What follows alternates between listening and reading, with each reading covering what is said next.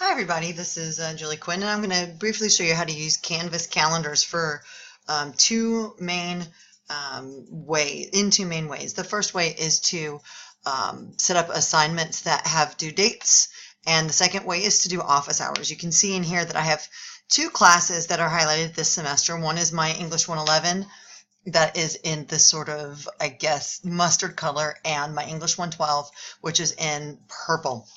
And the first thing I'm going to show you how to do is to set up the assignments, and then an assignment, once it has a due date, the due date is populated in here just like this. So the first place I'm going to go is to my dashboard, to English 112. Say for example, I was in the module and I wanted to add an assignment. You can see in a prior video I've got an assignment just like this one where it says Essay 1. Say you want to add another assignment into this module. Assignment's the default, and you have all these options, but choose an assignment. And it's going to be new. We're going to call it practice. Let's see here. Okay. So anything that has a due date will then be populated into your calendar. So once you click on it to modify it and give it that due date, that's what pushes it into the calendar. So it's worth 0 points. For the moment, I'm going to delete this when I'm done, but the due date is that calendar specific. So not the available to and from, that just is when the students can visibly see it. But say, for example, the due date is tomorrow, 11:59 p.m. We can save this assignment. Now, if we go back to our calendar, it should appear in our calendar. Maybe I just need to refresh my calendar. You know why it's not there yet? Let's see. Oh, it's there. I was going to say maybe it has to be visible for students, but the due date is actually still in there. Don't forget, when you make an assignment, let's go back to modules for a second. Your students may see that due date in the calendar, but what they're not going to see is the availability of that assignment in the module, right? After you create an assignment, you have to click it to make it available. And then once it's available, it pops up in the calendar. So you get to see all of the different classes and things that you've got. And when your students click on their calendar, they have a calendar option as well. They will see those assignments in here. So my recommendation would be at the beginning of the course, if you have assignments with due dates, show them that everything is in here, and then they can get a quick glimpse week to week or month to month. You know, they can also go to the course modules, and you can see here Essay 1 has a date of February 17th. We met on the Monday and the Wednesday, but this was due like by the following Sunday. But that was something that they were to tackle within week 5. All right, now I'm going to actually have to delete this assignment because this is a live class. There we go. Okay, the other way that I think Canvas is really sophisticated in comparison to Blackboard is the option of setting up office hours. And it's not just telling students, hey, I have these office hours on these days, but it's actually blocking it off. You'll notice here, it's blocked off for time. On the 5th, I did a couple of sessions for one class and a couple of sessions for another class. Or you could just spread it out and do it for all of your classes, depending. So here's how you do that. On a day that you want to do your office hours, so when we get back to class, let me actually just refresh this and see if practice disappears, because it should. Yeah, wow. Let's make sure that we get in here and get this to disappear.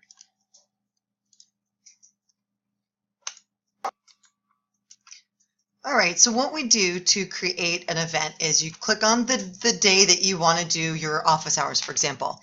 It's not an assignment, and the recommendation is don't build an assignment here. Build it in the module, and then you can organize it in the assignments feature, but don't do that here. You can have a private to-do list if you want to use this calendar, but the best use of it from the calendar view is this appointment group. So that's what we're going to do. When you click on that, we're going to call it office hours today.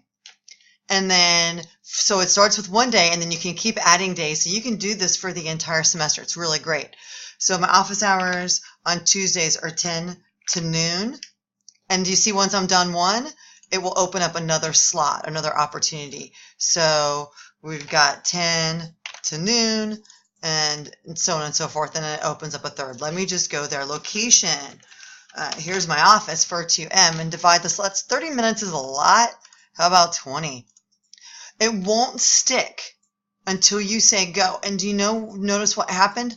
Now it created individual slots from 10 to 10:20, 10:20 to 10:40 that students can see, can click on, and can sign up for. So students can come to the calendar, click on a space. I'll go into my student view in a second and see if I can show you that from the student view.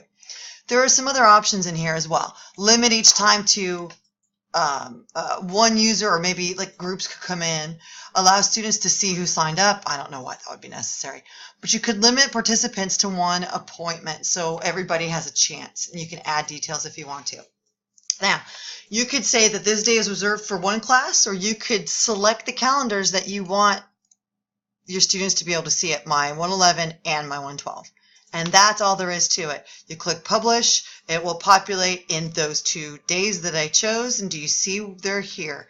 The 19th and the 26th. I already had these 2 set up. So a student will be able to click in there and add their names. So if you want to go in the day now to double check to see who's there, you could hover over one of the office hours blocks that you've created and click on group details, and you can see a lot more information. You can see every block of time you've got. As you scroll down, you can modify, you can create more, you can divide them into larger or smaller windows. You can see how some of my settings are in here. In addition, that morning you can message students to remind them that they signed up for a particular spot. And then you can see who signed up as well. So you basically get a list of, oh, I know who's coming in today. This is really great for student conferences. Well, what's interesting is that I tried this out with my class, and I was just practicing the calendar feature, and I was tinkering with it, and I added some slots, and automatically the next day I had 3 students show up because they're like, oh, I can get this time, I can block it, and they know that they won't be interrupted. So as far as best practices is concerned, I think that this is a really great tool for you to try out, and try it out and let me know if you have questions.